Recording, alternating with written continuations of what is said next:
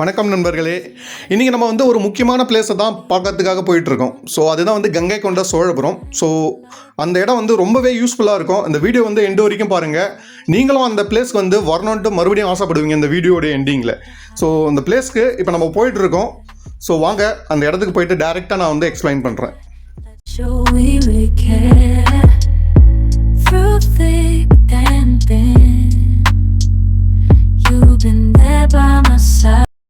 நண்பர்களே, இப்போ பார்த்தீங்க அப்படின்னா நம்ம வந்து கொள்ளிடம் ஆறு இருக்கீங்களா, அந்த பிரிட்ஜ் மேலே தான் போயிட்டு இருக்கோம். கொள்ளிடம் ஆறுன்றது காவிரி ரிவர் இருக்கீங்களா, அதனுடைய முக்கியமான டிஸ்ட்ரிபியூட்டர் ரிவர் தான். தமிழ்நாட்டில் திருச்சி ஸ்ரீரங்கம் பகுதியில் காவிரி ஆறு வந்து ரெண்டாக பிரியுது. அதனுடைய வடக்கு கிளையாக தான் இந்த கொள்ளிடம் ஆறு வந்து ஓடுதுங்க.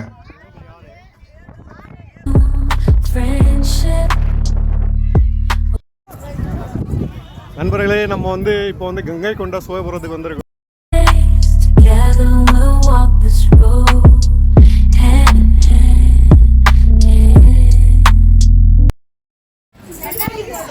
நம்ம பார்த்துட்டு வந்து மிகப்பெரிய நந்தி.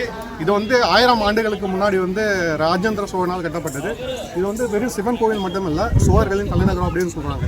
ஸோ கங்கை கொண்ட சோழபுரம் ஏன் பேர் வந்துச்சு அப்படின்னா வந்து கங்கை கொண்ட அப்படின்னா கங்கை நதி வழி சென்று வெற்றி பெற்றனர் அப்படின்னு மீனிங். சோழபுரம்னா சோழர்களின் தலைநகரம். அதனால தான் வந்து கங்கை கொண்ட சோழபுரம் அப்படின்னு பேர் வந்தது. இதில் வந்து பழமையான சிவன் கோயில் இருக்குது. ஸோ வாங்க அடுத்தது என்னன்னு பார்க்கலாம். யார் இந்த ராஜேந்திர மன்னன் அப்படின்னு சொல்லிட்டு பார்க்கலாம். ராஜேந்திரன் பழம்பெரும் மிகப்பெரிய மன்னன், பல போர் தொடுத்த மன்னன். அதுக்கப்புறம் அது மட்டும் இல்லாத வந்து கடல் வழி மார்க்கமாகவும் போர் தொடுத்தார் இவர். அதில் மட்டும் இல்லாமல் வட இந்தியா வரை சென்று போர் தொடுத்து கங்கை நதி நீரை வந்து தென்னிந்தியாவுக்கு கொண்டு வந்தார். ஸோ அதனால தான் அவருடைய நினைவு சின்னமாக இந்த நகரம் இன்னுமே திகழ்ந்துட்டு இருக்கு. ஸோ வாங்க அடுத்தது பார்க்கலாம்.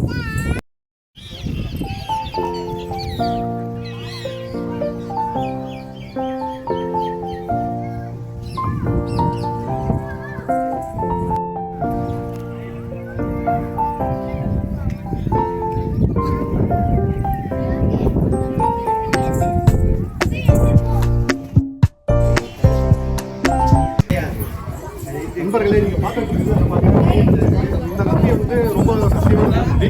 நீங்கள் வந்து உங்கள் மனசில் இருக்கிற ஆசைகளை வந்து காதில் சொல்லும் போது உங்களுக்கு வந்து நிறைவேறும் அப்படின்னு சொல்லி நம்பப்படுது.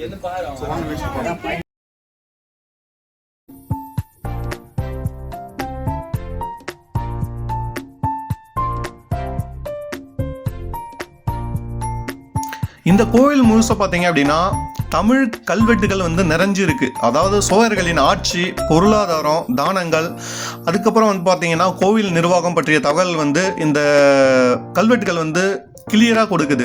சுருக்கமாக சொல்ல போனால் கங்கை கொண்ட சோழபுரம் அதாவது பிரகதீஸ்வரர் கோவில், அதாவது 1000 ஆண்டுகள் வரலாறு, மிகப்பெரிய சிவலிங்கம் இங்கே இருக்குது.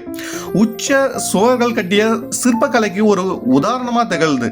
அதாவது கங்கை நீர் தொடர்பான ஆன்மீக நம்பிக்கையும் இந்த கோயில் வந்து கொடுக்குதுங்க. ஸோ இங்கே இருக்கிற ஒவ்வொரு கல்வெட்டும் பார்த்தீங்கன்னா மெய்சிலுக்கிற மாதிரி அவ்வளோ கடின உழைப்பு பண்ணி அவங்க வந்து செதுக்கியிருக்காங்க.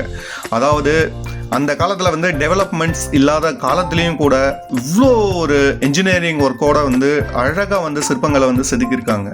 இதில் வந்து என்ன தெரியுதுன்னா சிற்பக்கலை, சோழர்களின் சிற்பக்கலை மற்றும் அவர்களுடைய தெய்வ நம்பிக்கையை வந்து கொடுக்குற அளவுக்கு ரொம்பவே அற்புதமாக பண்ணியிருக்காங்க. கிறிஸ்மஸ்க்கு அப்புறம் வந்து ஹாலிடேஸ்ன்றதால நிறைய பீப்புள்ஸ் வந்து இங்கே சுற்றி பார்க்க வராங்க. ரொம்ப பீஸ்ஃபுல்லாக இருக்குது. உங்கள் மனசு கஷ்டமாக இருந்தாலும் இந்த ஏரியாவில் வந்து சுற்றி பாருங்கள், இந்த கோயிலை வந்து பாருங்கள், மன அமைதி கிடைக்கும். இந்த சிவன் கோயில் கல்வெட்டுகளில் ராஜேந்திர சோழேஸ்வரம் அப்படின்னு அமைக்கப்பட்டிருக்கு. ஸோ இந்த கோயிலை வந்து ராஜேந்திர சோழன் கிபி 1012 1044 அந்த டூரேஷனில் தான் பில்டு பண்ணார்.